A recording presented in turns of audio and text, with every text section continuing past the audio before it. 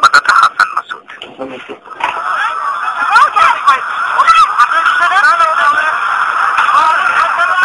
21শে August 2004 সালের বিকেলে শেখ হাসিনার সমাবেশে যখন বেশ কয়েকটি গ্রেনেড হামলার ঘটনা ঘটে, তারপর পুরো সমাবেশ স্থল জুড়েই এক হৃদয় বিদারক দৃশ্যের অবতারণা।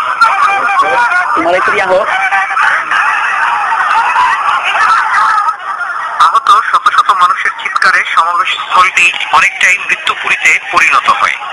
ঘটনাস্থলেই 11 জনের মৃত্যু হয় এবং পরে হাসপাতালে চিকিৎসাধীন অবস্থায় মৃত্যু হয় মহিলা আওয়ামী লীগের সাবেক সভানেত্রী আইভি রহমান সহ আরো প্রায় 11 জনের। সেদিন ঘটনাস্থলে শেখ হাসিনার মঞ্চের সামনেই ছিলেন ঢাকা জেলা স্বেচ্ছাসেবক লীগের মহিলা সম্পাদিকা মাহবুবা পারভিন। ঘটনার পর আমি তাকে সেখানে অচেতন অবস্থায় পড়ে থাকতে দেখি এবং সবাইকে বলাবলি করতে শুনি তিনিও হয়তো মারা গেছেন। সেই মাহবুবার জ্ঞান ফিরে ঘটনার 25 দিন পর কলকাতার পিয়ারলেস হাসপাতালে। এরপর দীর্ঘ 3 বছর অনেক চিকিৎসার পরও স্বাভাবিক জীবনে ফিরে আসতে পারেননি মাহবুবা, যার সারাদিন এখন সময় কাটে সাভারে তার ব্যাংক কলোনির বাসায়। মাহবুবা বলছেন সেদিনের কথা তিনি আর মনে করতে চান না। ওই ঘটনাটা এখন আর খুব একটা মনে পড়ে না, মনে করতেও চাই না। শুধু এইটুকু সবসময় অনুভব করি যে আমার সুন্দর জীবনটা হারিয়ে গেছে, আমি অসুন্দর জীবন নিয়ে পৃথিবীতে বেঁচে। আপনার কোথায় কোথায় শরীরে আঘাত লেগেছিল? গ্রেনেডের স্প্লিন্টার গুলো কোথায় কোথায় লেগেছিল? আমার শরীর থেকে পা পর্যন্ত 1800 স্প্লিন্টার আছে। আর ওগুলো কি এখনো আছে? হ্যাঁ, এখনো আছে। মাথায় 2টি স্প্লিন্টার আছে। এগুলা প্রায় যন্ত্রণা দেয়, কষ্ট দেয়। বিশেষ করে রাত্রে যখন আমি ঘুমোতে যাই, ঘুমের মধ্যে আমার পেছন সাইডে 2 হাতের পাখার উপরে কতগুলো স্প্লিন্টার আছে, এগুলো খুব যন্ত্রণা করে। এবং আমি ঘুম থেকে রাত 3টার সময় হোক 2টার সময় উঠে আমাকে চুলকাতে হয়। এখন আপনার জীবন কিভাবে কাটছে? এখন আমার জীবন খুব কষ্টে কাটছে। আমি যখন সুস্থ ছিলাম, সবল ছিলাম, সারাক্ষণ মিটিং মিছিল নিয়ে ব্যস্ত ছিলাম। এই 2004-এ 21শে আগস্টে আমি আহত হই। তারপরে যে প্রোগ্রাম গুলো দেখতাম, তখন বিচারের শেষে যখন দেখতাম আমার সাথে যারা রাজনীতি করতো তারা মিটিং মিছিল করতেছে, আর আমার তখন মনে হতো যে আমার এই পৃথিবী থেকে বেঁচে থাকার চেয়ে মরে যাওয়াটা অনেক ভালো। কারণ আমি হেঁটে ঢাকা যাবো এটা তো কল্পনাই করতে পারি না। আমি যখন সুস্থ ছিলাম আমার মনে হতো নেত্রীর সঙ্গে আমি সারা বাংলাদেশে ঘুরে ঘুরে বঙ্গবন্ধুর আদর্শের কথা সবাই ঘরে ঘরে পৌঁছে দেবো, এ ধরনের আমার উদ্দেশ্য ছিল। কিন্তু এই মুহূর্তে সেগুলো আমার স্বপ্নেই রয়ে গেল। মাহবুবার স্বামী আবুল মাকসুদ বলছেন তার স্ত্রী আহত হবার পর তিনি চাকরি ছেড়ে দিয়েছিলেন স্ত্রীর সেবার জন্য। ঢাকায় একটা স্কুলে শিক্ষকতা করতাম, ঘটনার সময় শিক্ষকতা ছিলাম। ঘটনার পরে যখন সে অসুস্থ হয়ে পড়লো তখন আমাকে চাকরি ছাড়তে বাধ্য হয়েছে। চাকরি ছেড়ে দিয়ে আমি বাসার মহিলাদের কাজেও করতে হয়েছে আমাকে। এটা তো মানসিক যন্ত্র একটা নিদারুণ অকল্পনিত এবং অসাধিত, এরকম কখনো আমি চাইনি কারোর কাছে। তবে যখন হয়েছে আমি তো খুবই চাকরি ছাড়তে বাধ্য হয়েছিলাম, বাসায় কাজ করতে হয়েছে এবং ওকে সেবা যত্ন, খাওয়ানো পড়ানো এবং বিছানা থেকে উঠতে পারতো না যখন, তখন সমস্ত কাজে আমাকে করতে হতো। ছেলেদের লেখাপড়া পড়ার তদারকি করতে হতো।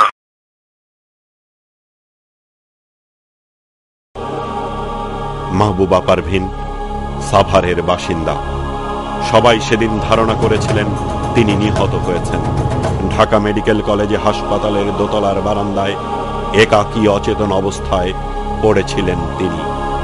ওই দিন তাকে খুঁজে বের করে মৃত্যুর দুয়ার থেকে ফিরিয়ে এনেছিলেন তারই এক সহকর্মী।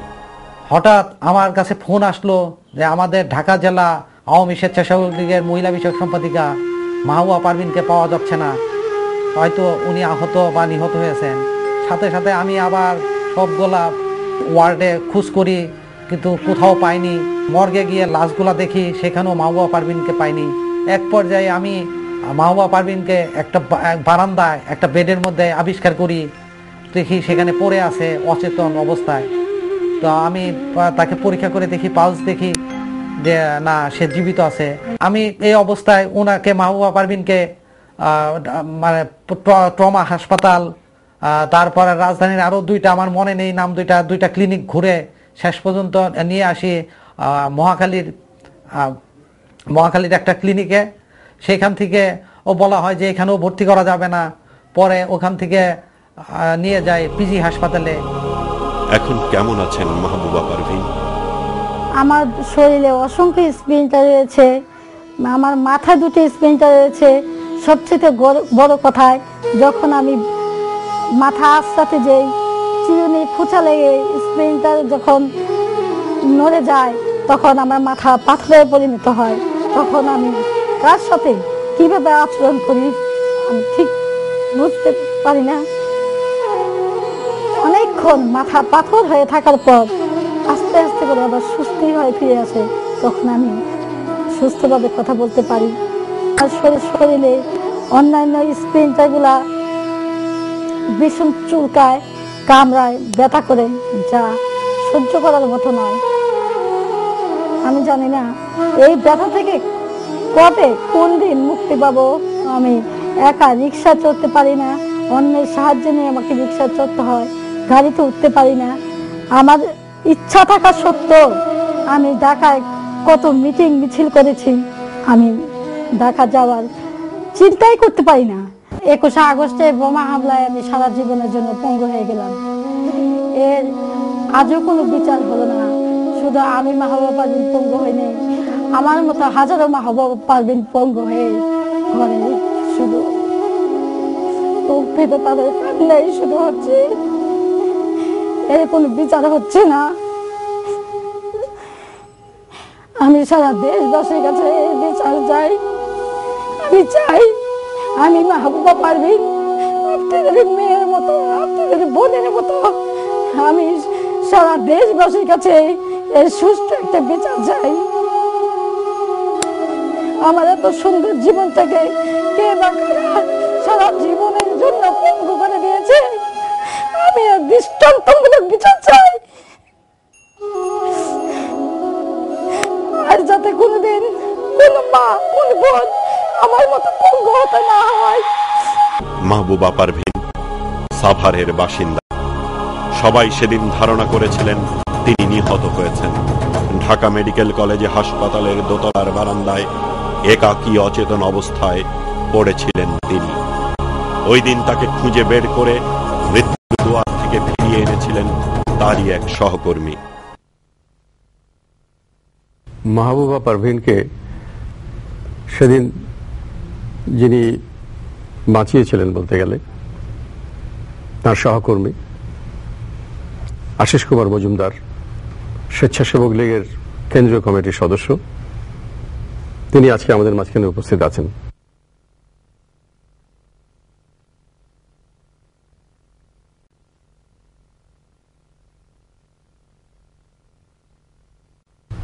আশিস, আপনি সেদিন মাহবুবা পারভীনকে খুঁজে বার করে হাসপাতালে সেই ভিড়ের মধ্যে তাকে তার চিকিৎসার ব্যবস্থা করেছিলেন বলেই তিনি সেদিন প্রাণে বেঁচেছিলেন। ঘটনাটি কিভাবে ঘটল? গ্রেনেড হামলায় যারা আহত হয়েছিলেন, আমি তাদের সেবা শুশ্রূষায় ব্যস্ত ছিলাম ঢাকা মেডিকেল কলেজে। হঠাৎ সাভার থেকে আমার একটা ফোন আসলো। ঢাকা জেলা স্বেচ্ছাসেবক লীগের মহিলা বিষয়ক সম্পাদিকা মাহবুবা পারভীন বেঁচে নেই, আমরা টিভিতে দেখেছি সে মারা গেছে, তার লাশটা কোথায় আছে আপনি একটু খোঁজ করে দেখেন। লাশ করে গিয়েছি, সব লাশ তন্ন তন্ন করে, মানে আমাদের পরিচিত কেউ আছে কিনা, কিন্তু মাহবুবা পারভীনের লাশ আমি তখনও দেখিনি। এরপর এক ভদ্রলোক আমাকে বললেন ওই দিকে বারান্দায় একটা মহিলা রক্তাক্ত অবস্থায় পড়ে আছে, আপনি একটু গিয়ে দেখেন উনি হতে পারে। তারপর আমি সেখানে গেলাম, গিয়ে দেখি মাহবুবা পারভীনের কোনো সেন্স নেই, বেঁচে আছে না মরে গেছে সেটাও বুঝতে পারছি বোঝা যাচ্ছে না। তারপর আমি পালস দেখলাম যে সে বেঁচে আছে। তো আমি তৎক্ষণাৎ মাহবুবা পারভীনকে, আমার এক সহকর্মী ছিল বিপ্লব, আমরা দুজনে সাথে সাথে ওই দোতলা থেকে নিচে নামিয়ে একটা গাড়ি জোগাড় করে মহাখালী মেট্রোপলিটন হাসপাতালে নিয়ে গেলাম। ডাক্তার হারুন রশিদ স্যার, উনি খুব ভালো ব্যবহার করলেন এবং বললেন যে বঙ্গবন্ধু শেখ মুজিবুর মেডিকেল কলেজ হাসপাতালে নিয়ে যাও। আমি ডাক্তার কনক কান্তি বড়ুয়াকে বলে দিচ্ছি, তো তুমি নিয়ে যাও, উনি সব ব্যবস্থা করবেন। বঙ্গবন্ধু শেখ মুজিবুর রহমান মেডিকেল বিশ্ববিদ্যালয়ে নিয়ে আসলাম। নিয়ে আসার পর সাথে সাথেই দেখি 5 মিনিটের মধ্যে কনক স্যার চলে আসছেন, এবং কনক স্যার চলে আসার পর উনি চিকিৎসা শুরু করলেন। চিকিৎসা শুরু করার পর অনেকক্ষণ পরে একবার বেরোলেন, বেরিয়ে বললেন যে খুব দেরি হয়ে গেছে, তো উনি মানে অবস্থা খুবই খারাপ, বাঁচবে কিনা জানি না। এখন কেমন আছেন মাহবুবা পারভীন? আসলে কেমন আছেন মাহবুবা পারভীন? তিনি আজকে এখানে উপস্থিত। তিনি ঠিকমতো চলাফেরা করতে পারেন না। তাকে আমি আপনাদের সামনে হাজির করছি, কিন্তু তাকে সাহায্য না করলে তিনি আপনাদের সামনে উপস্থিত হতে পারবেন না।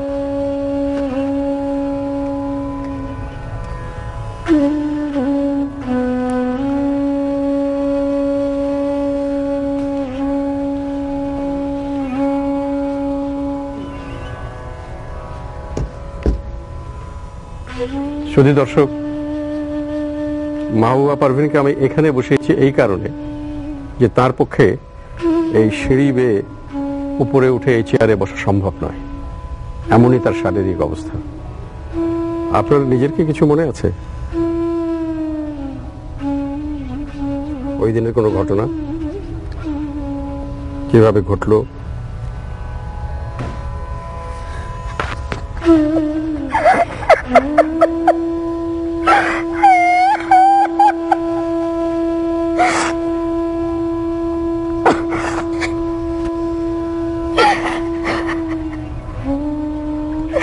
আজকে মাহবুবাও তার ভাষা হারিয়ে ফেলেছেন। তার বুকের মধ্যে জমে আছে শুধু কান্না, এবং এই কান্নার ভেতর দিয়ে তিনি যে কথাটি বলতে চান সেটি হলো এই যে বীভৎস হত্যা, এই যে গ্রেনেড হামলা, মানবতার বিরুদ্ধে এত বড় অপরাধ যারা সংগঠিত করলো তাদেরকে বিচার হবে না এই বাংলাদেশের মাটিতে। তিনি প্রাণে বেঁচে গিয়েছেন, কিন্তু তিনি পঙ্গু। এই পঙ্গুত্বের অভিশাপ তাকে সারা জীবন বহন করে বেড়াতে হবে। এখন এই মুহূর্তে আপনার শারীরিক অবস্থা কেমন? এই মুহূর্তে আমার বাম হাতটা একদম অচল হয়ে গেছে। কোমরের 4 ভাগের 2 ভাগ শক্তি একদম বাদ হয়ে গেছে। বাম পায়ের 4 ভাগের 2 ভাগের শক্তি একদম বাদ হয়ে গেছে। আমি তো চলাফেরা করতে পারি না। আমি শুধু বাম হাত না, সামনের 2টা দাঁত অনেক ঘেনে ফেটে গেছিল। কলকাতা প্যালেস হসপিটাল থেকে চিকিৎসা করার পর যখন আমি বাড়িতে ফিরি, তখন একদিন দাঁত ব্রাশ করতে যাই, সামনে 2টো দাঁত পড়ে যায়। পরে 2টা দাঁত বাঁধানো করা হয়েছে। তো আমার এই জীবন এইভাবে আর কতদিন? সারা রাত্রে ঘুমোতে পারি না, পিছনে যে স্প্রিন্টার গুলা জ্বালা যন্ত্রণা করে। আমার শরীরে এখনো 1800 স্প্রিন্টার আছে, মাথার ব্রেনে 2টো স্প্রিন্টার আছে। এখন ডাক্তার কি বলেছে যে এগুলো বার করা সম্ভব নয়? ডাক্তার আর কলকাতা পিএলএস হসপিটাল থেকে আমার বলে দিয়েছিল যে আপনার দিদি আনফিট, এখন আমরা কোনো কিছু বের করবো না, 6 মাস পরে আসলে আমরা চেক করে দেখবো কোনটা বের করা প্রয়োজন, কিন্তু সবগুলা তো বের করা সম্ভব না। শুধু দর্শক, শত শত গ্রেনেডের স্প্রিন্টার নিয়ে মাহবুবা পারভীন বেঁচে আছেন সেই সব অপরাধীদের বিচারের আশায়।